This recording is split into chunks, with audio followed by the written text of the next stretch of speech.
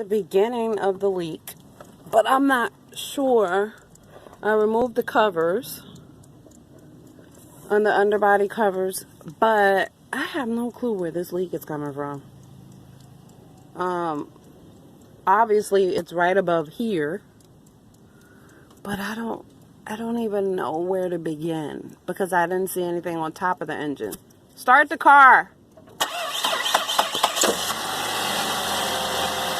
So obviously this is the alternator, but where the heck is this leak coming from?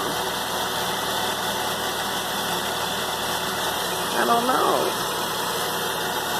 Is there a hose above this? If anyone can help me out with this, I would really, super really appreciate it.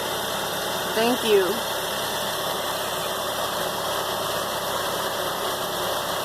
And there's a check engine light on, but I'm not sure what that is because I'm trying to figure out how I'm going to get to AutoZone to check it with this leak going on. I don't want it to overheat. So hopefully I'll hear something from an expert. Thanks.